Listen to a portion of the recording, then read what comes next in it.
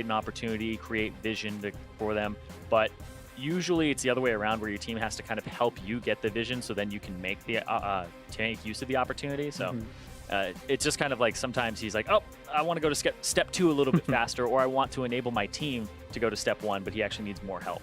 Well, into Champion Select now. We did see only one top lane ban in the Jace in the last game, but we're on mid lane here for game number 2, and we have like 3.5 mid lane bans here. Aurelion Sol, Jace, Syndra, and Ryze. Faker and Kuro both getting hit hard in Champ Select. Something we saw, I think this is what SKT had figured out, like Aurelion Sol is just like a different beast in the mid lane. Like I think just banning it entirely for the whole tournament is just a smart decision for them. Yeah, I was actually watching Cutie Pie's stream before this, and Golden Glue was blasting mid lane Faker on Aurelion Sol. So Golden Glue was playing Aurelion Sol against Syndra, crushed him, actually like won the game off of that, but also like Blank was playing the Malphite and like Camden and stuff. So it's just, you know, Faker, he's not tilted from his solo queue like losing streak. But I do have to say though that Aurelion Sol has seemed to be the bane of Faker and SKT overall. The 2 games that they've lost in this tournament have been to Aurelion Sol. Flash Wolves when Maple was playing it, and then up against RNG when Xiaohu had it. Yeah, also just maybe I was expecting they'd either ban it or they just leave it open and there's like some secret counter pick to it, but honestly, like after thinking about it some more, I don't think there are too many great picks into it. Yeah. What I hear about Aurelion Sol is he's like for boosted mid laners. Yeah. Like Apto came out and said like, oh, there's all these 1-tricks up there in Challenger. If, you know, they used to be Diamond, then Aurelion Sol was released, and now 70% win rate on him. So he's kind of a champion that people consider to be kind of a way to cheat to be a better mid laner than you actually are. Yeah, unrelated, I won a few games of Aurelion Sol earlier, but that's nothing to do with what we're talking about. Yeah, like the concept of Aurelion Sol is he shoves and then he roams, and he does that naturally, which is like what mid laners can do, but it's what his pattern is naturally. So you'll just do that for free instead of having to be like, oh, I'm playing Syndra, I'm going to clear the wave, and then I'm going to go roam and do it. But her kit isn't exactly designed for that, but it's like good mid laners still get that out of her. I'll have to keep that in mind as I play some more solo. Keep that out of the world. Olaf first pick for SKT, followed up by Zyra and Ezreal. Karma Ashe the answer there for Rox, so taking away Bang's Ashe, even though we were having some jokes about Bang's arrows. His Ashe in general for damage looking pretty good. Karma, super solid support, but Zyra, people just keep giving it away. SKT didn't first pick it, but Rox didn't choose to take it. You saw like they're comfortable trading Karma for Zyra. I think this is just an adaptation some teams make. Like you can definitely win against Zyra as Karma, but it's definitely hard. And most people haven't thought of like a great support pick into Zyra, so this is like as good as it gets for Rox. Yeah, I think like as good as it gets for counters to Zyra, it's like Leona, but still like very risky. You have to hit everything in level 3. Yeah, you got to be a kill lane at that point and then just keep her down. But her teamfight utility is still very high. I think it's cool that we see a lot of Olaf as kind of a semi-counter at least, but SKT sort of blocked that by taking it away first pick. So some cool stuff going on there, but I'm curious to see what Faker wants to blind pick here as his mid lane champion, because they are giving Kuro last pick here on the Rox Tigers red side. I would say maybe like another Ori or Viktor. It's hard to say. He has Viktor. Yeah. It seems like to be the blind pick mid of choice for the most part. Well, assuming everything, because you know Syndra and Ryze, sometimes Aurelion Sol are all banned, so there's not too many choices actually for just blind pick. Yeah, like picking a Cassiopeia blind is, they'll probably play Viktor into it. Maybe they'll play something else. Picking Vladimir, they play Cassiopeia into it. So it's like Viktor's kind of the neutral one that's left. What is going on? Is that actually misfortune? Realistic? I don't know if that's actually misfortune or if that's gonna have to check. Misfortune support? No, I feel like that they haven't swapped it, so I think that might be a. I mean, mid lane comes. Wait, is that Ashe support? Ashe support MF ADC? Is this real? Hold on. We're trying to confirm. I mean, I'm excited if that's what it is. No one's like waving the hands or anything like that. We see the graphic too on the stage. Oh yeah, yeah. All right, apparently that's what they picked. So it's locked in right now. It's Karma mid, it's AD carry Ashe, and support Misfortune? Yes. It's not the other way around. It's not Misfortune AD? No, I don't believe so. They just had their last chance to swap, I believe, and Prey did take Ashe. Wow. Gorilla? So just quickly, in Champ Select, Gate's like, not really sure. There are too many good picks into the old Zyra. No one's found a good counter yet. Maybe Gorilla has found the answer. I'm ready to learn something new today. Well, we're doing mid lane, so We'll get there later. It's Yeah. fine. I mean, just the fact that it's in the game is definitely interesting. Wow. That's amazing. Well, I'm sure you guys have a lot of questions, so you can talk to us on Twitter using the hashtag AskTheCasters. We'll bring you answers live during the show whenever possible. In this game, you may have some questions. We are focusing on the mid lane, but maybe Gate knows a thing or two about support misfortune into Zyra. We'll find out as the game progresses on. But Rox Tigers, decent first game. I think it could have gone either way, but SKT did do a nice job executing. This game is pure madness. Gorilla with Ignite, support MF, and we get Viktor Karma mid lane. So, lucky us. I think I know what this misfortune is. Okay, It's the spell casting misfortune. You're going to max your E first. You're going to actually start Spell Thief's Edge and use a little bit of the AP ratio, and you have Thunderlords. So it's all about harassing and getting them out of lane because Zyra's not a sustained support. So he actually starts with like 21 AP. Yeah. it's kind of bonkers, but we'll see what happens. It seems just like, actually, if you're just gonna play Misfortune like this, what's different about playing that compared to Morgana support and just maxing the pool, I guess, right? Because the E slows at the same time, right? Oh, that's true. Yeah, he's thought about it more than I Got have. him. Oh, I didn't get the third tick. No Thunderlord's probably. We're supposed to be talking about the mid lane, right? Yeah. I mean, bottom lane is so exciting, but let's actually shift back towards mid lane. Thank you, Gate, for bringing us back on the rails. Kuro's going to show us bottom lane for a brief moment. Does have Q, so no W shenanigans, but it's some poke on a wolf. They really want the Zyra dead. Yeah. They get a free flash.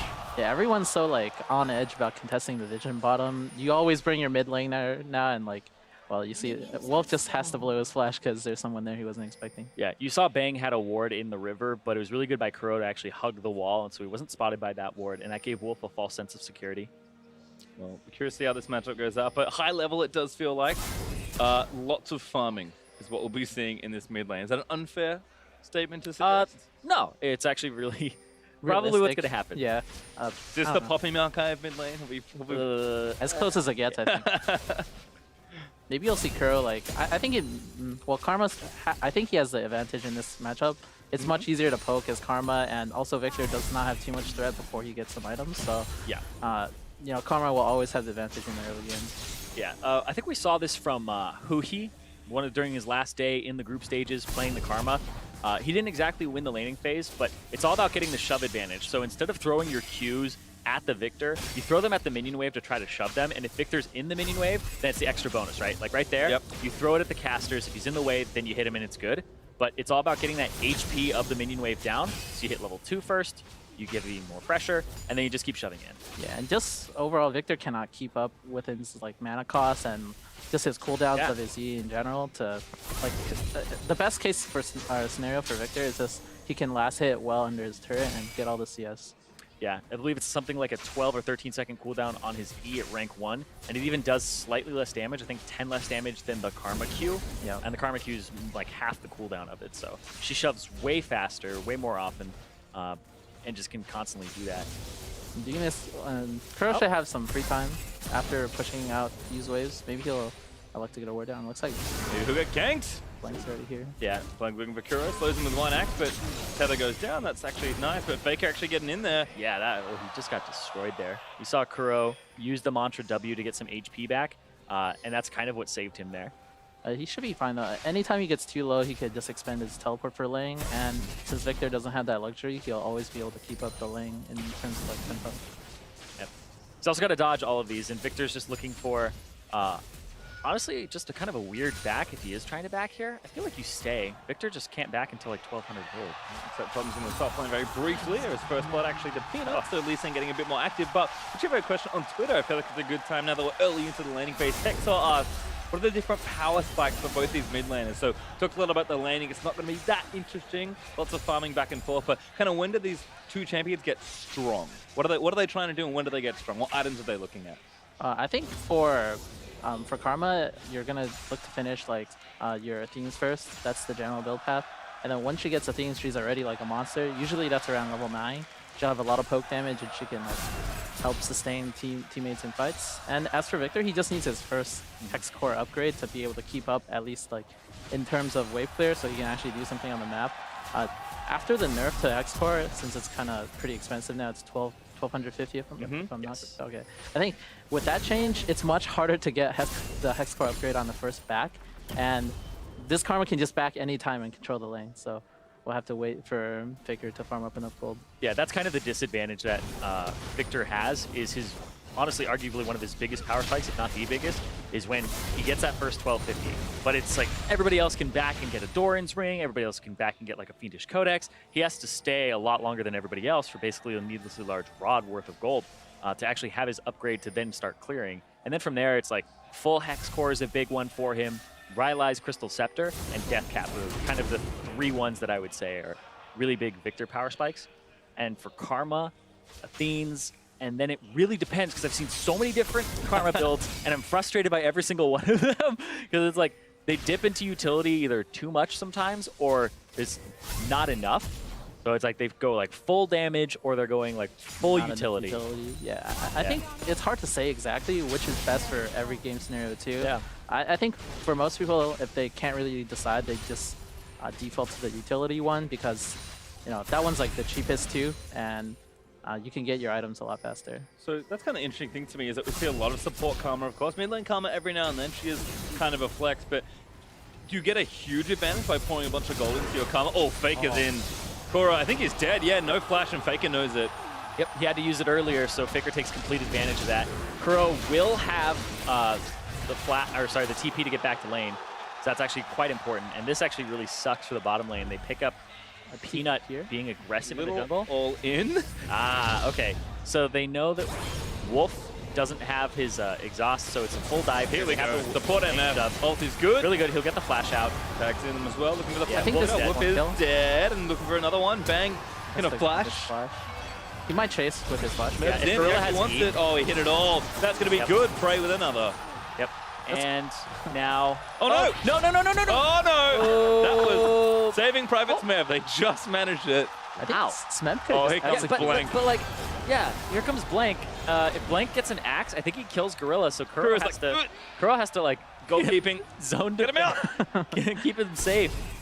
All right, he saves 3. That's the value. Saves 3 members of his team, creating a teleport. Keep Blank out from the bottom lane. What an interesting trade back and forth. I think Duke had to use his TP to get back to lane earlier, and that's what prompted Smeb to go for a play like that. Yeah, it's kind of just strange to think about that because that started off with just Peanut dying to Zyra, and then Kuro just got solo killed in mid, and then suddenly there's 4 people bot with 2 TPs. So that was just like a, I don't know, weird series of events, but it works out for Rox Tigers. Yeah. They didn't tilt. Yeah, no. Immediately come back after giving up a kill solo. It's like, I don't want to go mid anymore. Just let's go bot, guys. Well, nice play there, but you can see Faker has returned with a very nice fight. I think he also got blue off Kuro as a result of that play. So Hex got upgrade done, boots, pink ward, and an amplifying tome. Faker is in full control, about to get his next blue buff after the early donate over. This is a dream, and this is 2 games in a row now. I've seen Faker get an edge, and this is not a lane where I expected him to get ahead, but he's done it again. How did this happen? Well, okay, what I like to think, when I think of Faker, I always think he has like some sort of killer instinct. You saw just Kuro use the spell in front of his face and he knows he's no flash. Instantly just flashes on him with a grab, or just like the Chaos Storm, and just combos him down. And for most players, that's just like something hard conceptually to understand, like, okay, this guy can't be using spells in front of me, but he just immediately takes advantage of it. Yeah, it's kind of cooldown counting in a way. Yeah. You're like, oh, he used it. Karma has no more offensive abilities available. He doesn't have a summoner spell. But also, like, I know this from watching a lot of scrims, that SKT in particular is a team that they will just test limits in their scrims. They'll play the new champions. They'll leave all the OPs up. You know, you don't ban anything good. And I know a lot of teams do this even in NA. And you just kind of play for, okay, what can I build on Graves in jungle now, or play top and be like, okay, when can I kill this guy? Yeah, and just actually go all crazy. I think the hard part for most players is just like taking what you learn from that and putting it on stage. But you know, Faker's no, and that's probably the coolest thing about Faker is he is so calculating and so good, but is not afraid, even on the big stage. We saw that with his Orianna ultimate in the last game, but I mean, this just feels awful for Karma right now. It wasn't his MF ultimate bottom pray. The bottom line is somehow working. That was Ashe arrow into the base damage of the feels bad, man. From Misfortune. So there's a lot of damage that comes through from that, just from base. I wonder how they thought of Misfortune. Wolf was probably trolling. Maybe didn't swap one time. Who knows? Worked out. It's like, wow, guys, we got to try this some more. All right, so that was my kind of other question, is that we can see Faker, of course, looking strong in the lane, but we sort of know what Viktor is going to do. Big team by presence, huge damage as he moves into the mid and late game, and he kind of scales almost the whole way through it when he gets his early items.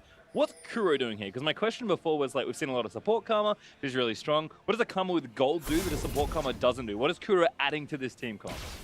Mostly just like a layer of shields.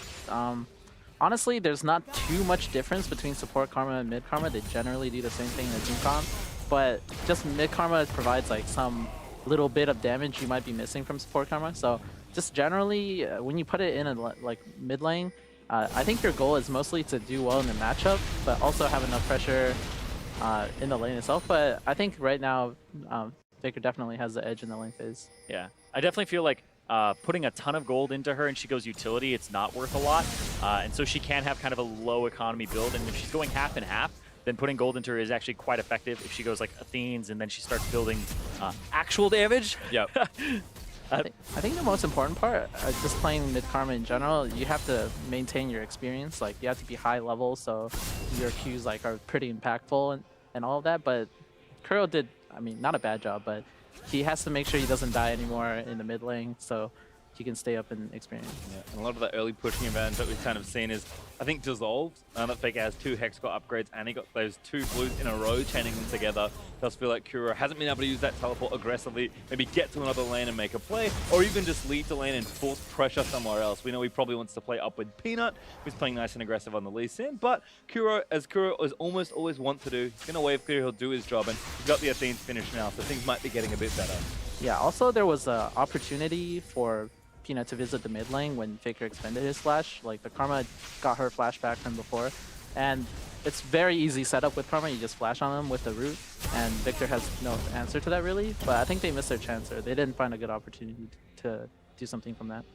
Does feel like in general, Peanut is paying attention to the other side lanes here, and Kuro kind of doing his thing, wave clearing up, making sure the team can flourish in the team fighting stage where they've always been good.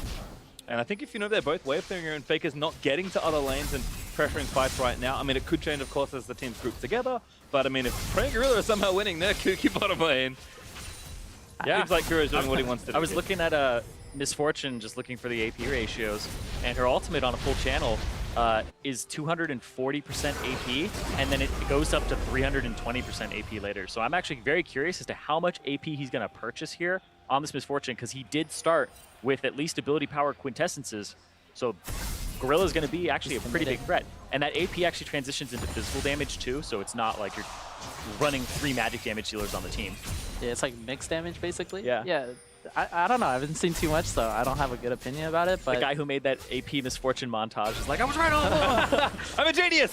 Obviously there from Wolf, but that's going to be the force up. Peanut goes super swag into the backing. Wolf, he's just going to have to run. Smeb down here. Kuro's down as well. Everyone's in the bottom lane. Rox Tigers with the party, and they take down the kill and the turret. we've seen this before. It's like deja vu.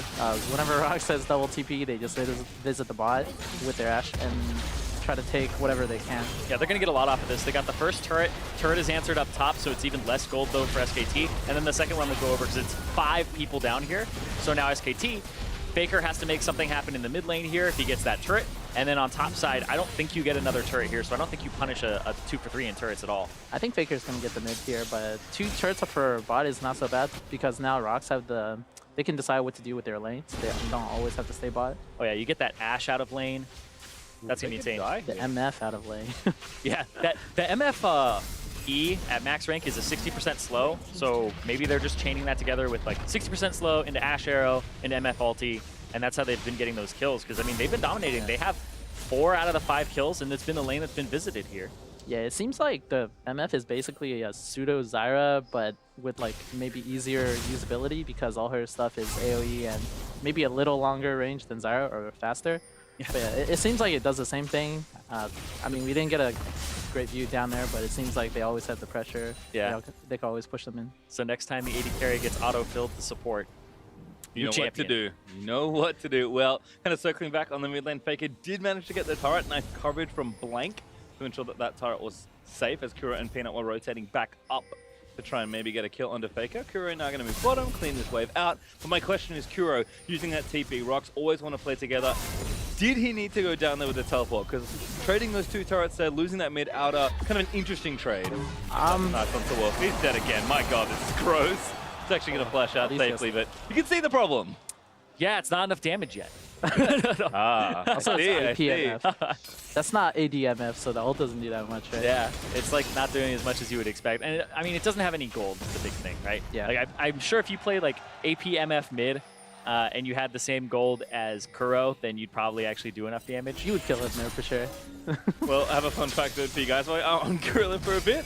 He currently has actually done the most damage to champions in the game. Really? So he is doing work on the misfortune. Really, even more than Faker, who's just Yeah. poking and I mean, they've been like All right. nuts in the bottom lane. It looks like Dragon Fight is going to go over. Peanut gets another Infernal. Faker burnt down. Smeb cuts him off.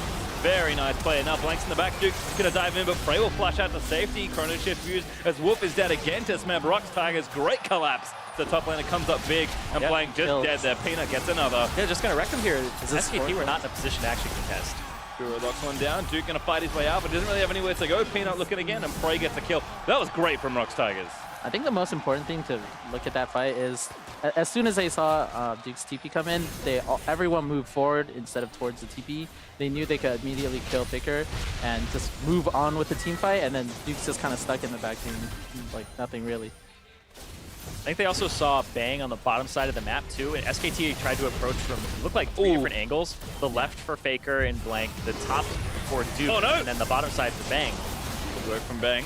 Gets himself out, but that turret's going down. Rox do trade back to mid-outer after that big play for the Infernal, which they did also get. Kuro, you can see that poke damage starting to mount up, and when people look at Karma mid, that's the sort of scariness they'll go, but we are going to watch this one again. Ezreal's down in the bottom side. He's actually just catching that wave that's just by the former tier 2 of the bottom side. Yeah, it seems like I don't know, the whole team wasn't on board with contesting it, at least not immediately. So just going for this play, it ends up horribly for SKT. They end up 4 dying and losing their mid tower. Yeah, and just going to overall strategy, I know this is a mid lane stream, but if they have this counter to the Zyra, and like they're not whipping it out game 1 or anything like that when they have the opportunity to do so, because they actually last picked their Karma when SKT had picked the Zyra in the first rotation. So they had the opportunity to do it in game 1, and this just seems like something where they're like, all right, we got pushed far enough, we lost that first game. If they pick Zyra, which they didn't contest early, they picked the Karma and kind of baited you to thinking that it's Karma Zyra again. This is really cool, because Wolf, I mean, in that last game, was kind of underperforming as well. Like, he even had some brain farts where he's like warding over the wall and Peanut gets away. Then he gets caught by Viktor. Like, Wolf was one of the reasons that Rox was honestly in a position to possibly win the previous game. Yeah, I think both supports had some struggles with some bloopers last game, but honestly, it could also be the AD carry picks too. We saw Ezreal ban the other game, and this time, like, SKT takes the Ezreal. And also, the previous game we had Caitlyn first pick. And maybe it could be like the AShe pairing with MF is particularly strong for both. Oh, Peanut wants it, doesn't get it. Ulti's enough for Blank? No, not quite. But Rox do commit Peanut in again. Oh, that's aggressive. He actually lands a Q, but he's going to chase in onto Duke. Duke going to back away, and Peanut gets blown to pieces. Faker collects a freebie. Peanut's getting too excited. The chances of him stealing a Herald is like astronomically It doesn't small. even do that much. That's the problem. You gotta pick it up too. Yeah. Yeah, who got it? I'm not too sure. I mean, that's true. He might have disrupted. He actually picked up the buff. We can find out that one in a second. But circling back into mid lane, we actually do have a cool spot to talk about. There's some tower dive happening. All right, it looks like it's Duke. I think I saw the slight purple Bull around is him. getting towered over. So, yeah. Feels bad, man. Gorilla going to shoot him, but Wolf there to save him. Yeah. And looks like top turret's going to go down to Rox. Continuing to play aggressive, try and push, but 2 items spikes now. We heard a power spike question earlier from the mid lane. Lichbane second for Faker after perfect Hextor completed, and the Ardent Sensor second. Gentlemen, what's going on with the builds now? He wants to get some turrets back. He wants to kill some squishy AD carries as well. Yeah, I've seen him kill this build a lot, even in solo queue. I think this is like the preferred Viktor build because he tends to spend like a lot of time in the side lane, and also just how Viktor works with like weaving his Q like between people. I think it's just like generally a really strong item for Viktor. He ghosted for that. I think they're Peanut. I'm not sure what he's doing. He has no mana. He's running.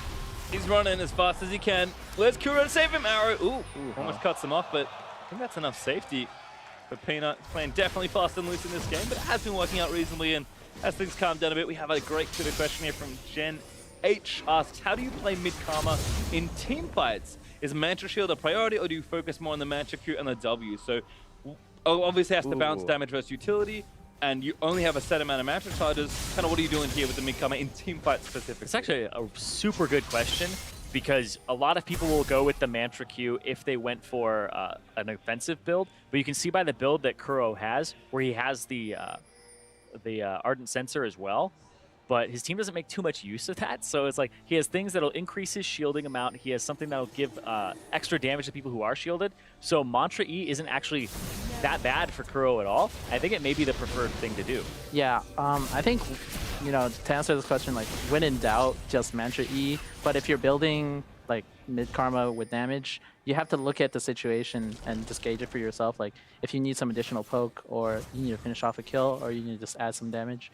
Like, it's all situational, but at least for support karma, it's like every team fight, Mantra E, Mantra E, Mantra E. Yeah, you max it first, too. Yeah. Is there also something with, I believe, from where Karma's Mantra works, you can get the reduced cooldown when you use your abilities? Yeah. So is there like something more there as well? We want to weave a few more aggressive spells and you can be a bit more active because you should theoretically get more attack stuff. That was an awful flash. Faker. Everybody does it. Yep. He bleeds. Sandbox mode wouldn't have helped him there. That was like a small wall too. Yeah. I'm not too sure. I guess he just he was fumbled it. too far away from the wall. Yeah, and he panicked. Yeah, I guess he just like, I don't know, he couldn't handle the arrow.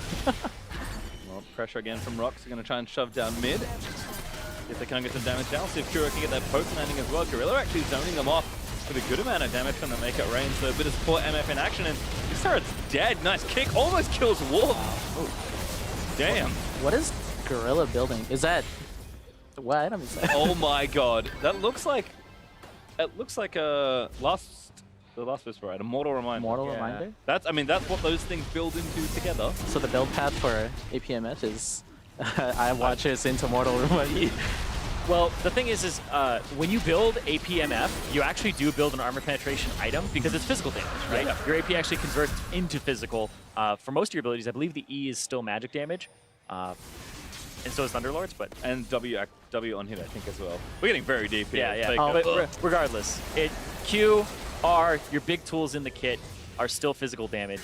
You at least want some penetration item, and it does look like he's going Mortal Reminder, which I'm not 100% on, because Olaf is kind of the one that heals here, and almost nobody else. I think maybe Duke if he ulties. Grievous Wounds will still apply, but...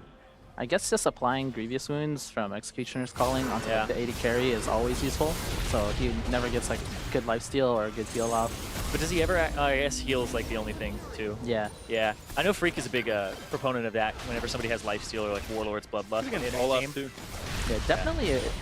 I mean, what do I know about APMF? But yeah, very interesting build path. You'll know it a lot by tomorrow. Hopefully not. But Well, looking at Kuro again, looks like he's going to go for, I think, Death Cap third here. And I think this is the build that I personally feel like is the most successful for mid-karma. Curious for your guys' thoughts. So, Athene's, which is kind of the standard, Ardent Sensor, and now what I assume is a Death Cap. Could be a Rylai's, but kind of a big AP item third seems to be the thing. Rylai's, I don't think it'll happen. I don't think so either, but... I think it's between Death Cap and Ludens. Some people go Ludens because they just want that little extra oomph and they don't have enough AP behind themselves to really justify a Death Cap at that point in game. But it's probably a Death Cap because you just want more multipliers on your shield. yeah, I agree with that. Just having Death Cap, well, Ludens could work, but just having flat AP for your shields like does wonders for Karma. And we've seen that a lot, big kind of true for a lot of the more utility cross mid laners. Lulu comes to mind. Orianna actually comes to mind as someone that does really well with a bunch of flat AP. Just for the reasons that, much like Karma, you do have a shield you can apply to your teammates. Faker, on the other hand, curious to see where he goes. Maybe feels like he wants to avoid stuff third. That's pretty standard. Maybe goes for a Rylai's at some point in his build. I mean, right now he's farming up very nicely. He's in the side lanes, able to affect the lap pretty well. Yeah, it is Ludens Ekko. Ooh, okay. So yeah, it's the Karma run around really fast, get to people, speed them up, and you have decent wave clear without sacrificing too much. Yeah, I think that's pretty good. It's cheaper too. Yeah, I think, yeah, it depends on gold count is what I think. Because Death Cap, just buying it as like a full item is like actually not very realistic. Yeah. You won't have the item slots, and just like saving up all that gold isn't too good for the game either. The battle here. Smeb and Duke going in. Smeb overheated. Gonna run back towards the turret. And no one else coming, so it should be okay. Rox definitely firmly in the lead here, up about 6,000 gold. Thanks to the fun-loving Gorilla and Prey with their double 80 carry bottom lane, and that Mortar Reminder is now done for those playing at home. Faker, though, he really just wants a pick. He's got the aggressive Lichbane build, he's got a need to see large rod here, so a big AP item coming up third. as always with Viktor, you face check him at the wrong time, especially if you're a squishy, you're gonna die. Yeah, and it's probably that Rylai's Crystal Scepter third for the Viktor.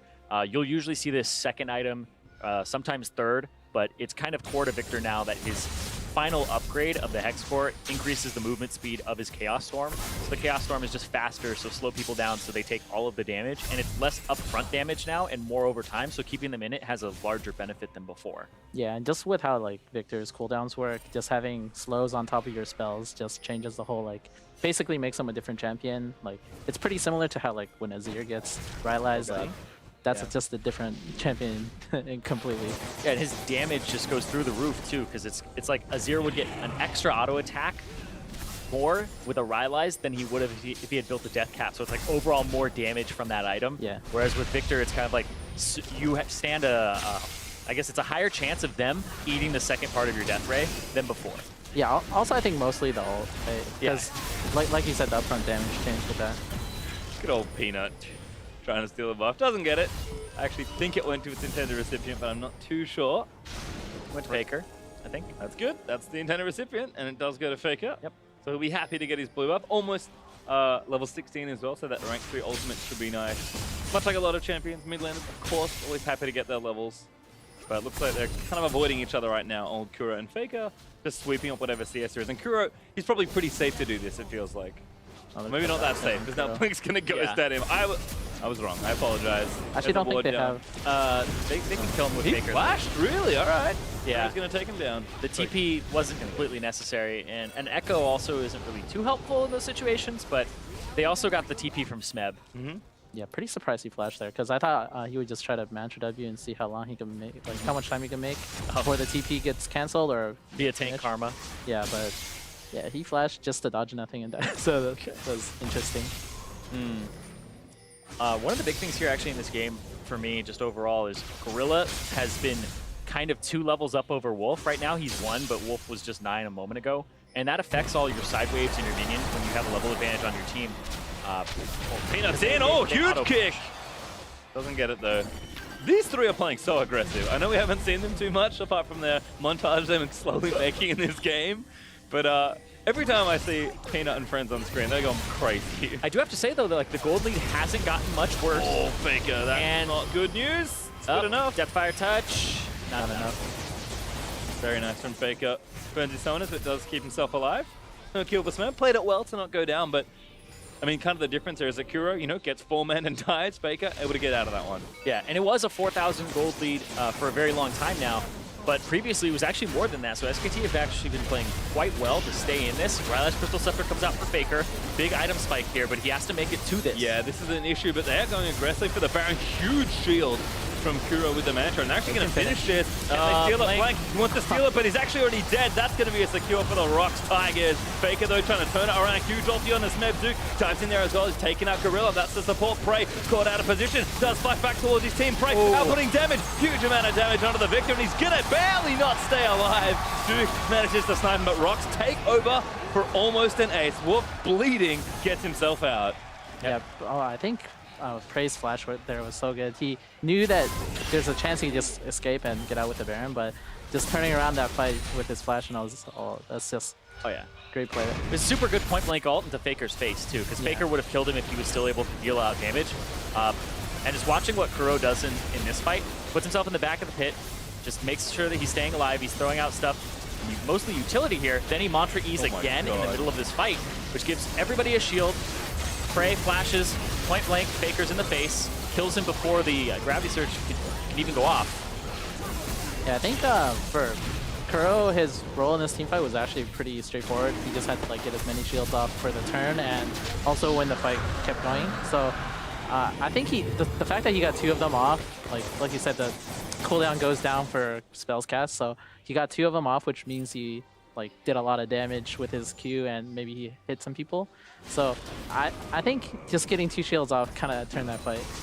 That's the strength of mid karma too. Yeah, exactly. The shields are so much bigger when you build up a big reserve of AP, and if he does go death cap, he's got another needlessly large rod. Like, big AoE champion on Viktor is going to feel real bad when he has to just plow through all this extra health that Kuro is giving them, and it is a ridiculous amount of health, as you can see.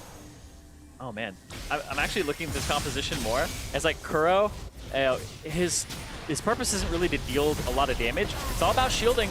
And I think Prey is the big focal point of this team. Because Gorilla... Oh my god, Peanut's a god. He's just killing everyone. Turret's dead. Yeah, it looks like Gorilla is probably going to go for a Black Cleaver next. So he's just going to try to shred people for Prey. He's a genius. So, this MF build is just... amazing. It's amazing. I'm not too sure what to say, yeah. Hey, he built a Sightstone still, so all those unconventional supports in solo queue. Built Sightstone still. Liquid's watching, he's like, I like this. I know what I'm playing when I get home. So. Rip solo queue. Yeah. Not tonight. Don't queue if you see me. You know what's coming. The old gate support MF. Well, Rox Tigers have a huge lead at this stage, and Prey's Ashe has been a huge help there. Gorilla certainly with the unconventional pick working out well, but cannot discount how good that man's Ashe is. Peanut, of course, getting aggressive.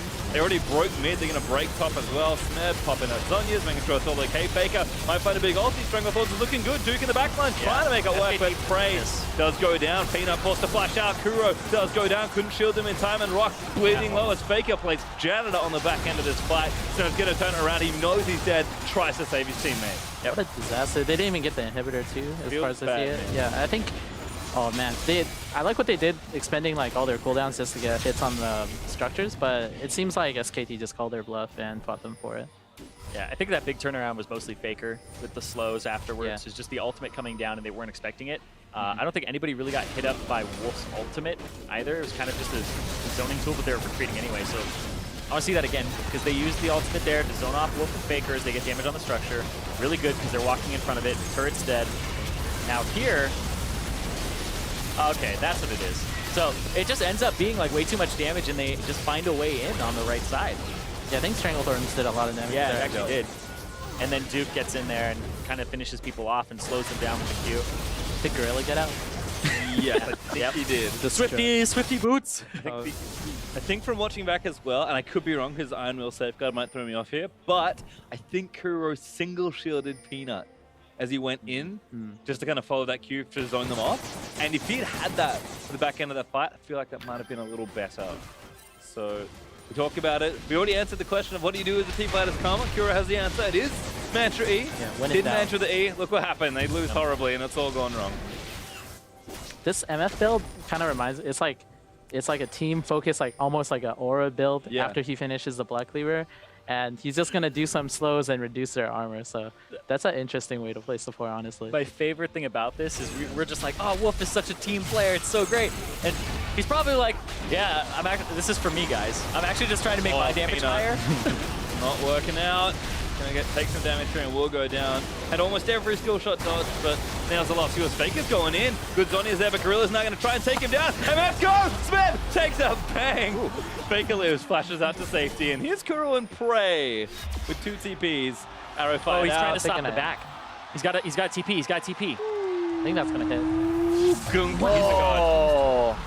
This is what Nexus turn? They're going in, they're actually TPing, gonna try and take it down. Smeb coming back in, but a little too much perhaps. Prey does good damage, gonna shoot some arrows in. And there's FAKER getting taken out. Gorilla MVP! Plays FAKER, and Rox are gonna try and end the game, but I think MA bit off a little too much here. We'll have to see. Kuro gonna keep moving in. Smeb with the big damage. That's gonna force the ulti as Duke flashes out as well. They're gonna look to knock it down. The Nexus now exposed. Prey firing arrows into the mix, and Rox Tigers! What a great way to tie up this series. That's a 1-1. Yeah, we didn't end up talking too much about the lanes after they kind of broke open because there's so many interesting things going on this map. But FAKER's 3 CS away from actually flame horizoning the Karma. You can see the use of the Karma. Even though he's down in CS by 100, he's still actually doing his job, which is to shield people, not so much contribute to the damage, but it was all about, you know, rooting, making sure you had retreat paths, and enabling Prey and the rest of your team to actually go in and get out sometimes too. Yeah, I think, well, this whole game wasn't really about like the mid lane matchup exactly, but Bottom. Yeah, I thought FAKER would be able to do more with his lead, but honestly, the game got kind of choked out after the bot lane, like, shenanigans. I mean, Peanut was going there again by the looks of things, and again, we expected kind of a more passive mid lane. That is what we got. FAKER again managed to get a very big lead, but I agree with you, Gate. I think didn't quite convert the lead enough, maybe got a little too aggressive. I know, Zirene, you were mentioning this here and there, where FAKER does like to just get in there and try and make a play because he knows the limits of every situation, but to get punished a couple times there, and Kuro did his job, which has always been Kuro's thing on this team. Exactly, and Kuro's always been a role player. He's a lot of that wave clear, a lot of enabling his team. That's why things like Viktor are really good for him, Aurelion Sol as well. Wave clear, make sure that you have that in your repertoire. But also, I feel like this game came down to that bottom lane, but FAKER not affecting it enough, like you were talking about, because the first 4 kills of the game happened in that bottom lane. That happened for Rox Tigers. FAKER solo killed, got the turret mid lane later on after they lost both towers bottom. So you'd think he'd be able to roam, but the whole map was just opened up at that point, and that's where Rox just started using, okay, bottom, so far back, Bang has to clear all the way, like his inhibitor turret, we're going to take Infernal Drake. SKT take a bad fight, and it's just snowballing from there. So FAKER really didn't get too much done in this game at all. Yeah, I think just their bot lane bled out too much. Maybe with like a closer game, FAKER would have been able to take that, that lead he had and just put it into the bot lane, but this game kind of closed out. Yeah, I mean, he solo kills the other mid laner. Like, I don't know how much more you can really ask for from him, except maybe roaming bottom a little bit more. But at that point, they can't get too much pressure, and that is really cool, because if we're seeing this as a counter to Zyra, you don't get a day to practice for yourself. You might have to ban it. That's pretty great. I have to say, the misfortune there from Gorilla looking really nice. But I think I have to agree. FAKER, it's so weird to see him not being able to leave lane for me. Like, Kuro, he's got the TP. He's going to shove in. Like, do you think maybe that's just a plan? Like, neutralize FAKER for Kuro? You know he's probably going to lose in a 1v1 anyway? Yeah, I would actually say that's totally fine. It's kind of like a lot of top laners are put on Poppy when people are like, okay, well, they're not really a carry for our team. They just need to be a role player. They need to survive. Poppy goes down 60 CS, still more effective than like the Trundle or something like that, right? So that's what the karma is. You go down 60, 100 CS, you die solo in lane. You're still going to do your job. Just shield the guy who's fed. Yeah, So, I think moving into this matchup too, that's the Rox plan. You saw Kuro play Viktor the game before too, so he's just trying to stay there and get as much CS as he can for the team fights. Well, I love it. Really fun stuff there you can see. And Gorilla, I think, doing exactly what he needed to do. Is Karma maybe a ban now? Because we know Gorilla can play it. Like, I think it is a champion that suits what Kuro wants to do in this matchup. Like, I mean, Zyra's such a big pick. Maybe you ban it away, try and take it first pick on blue side. You've got that strong bottom lane once again. Although maybe the MF has to get banned. I think you ban the MF. If you're going to ban anything, I know, it's so weird to say, right? But I think if you're banning anything, you're banning the misfortune because you don't know exactly how to deal with it yet. Or you have to wait until that misfortune gets picked and try to counter pick it. But it was picked last pick. It was picked final pick for Rox. And then they flex the karma. Played ADK, who knows? Well, I have some good news for you guys. We are going to be back with Gate when we return, and we're going to look into the bottom lane, so fingers crossed there's some more shenanigans from Gorilla, but we are going to check back in with Dash and the analyst in New York. We'll rejoin you guys for game number 3. Game on Misfortune support. Big takeaway.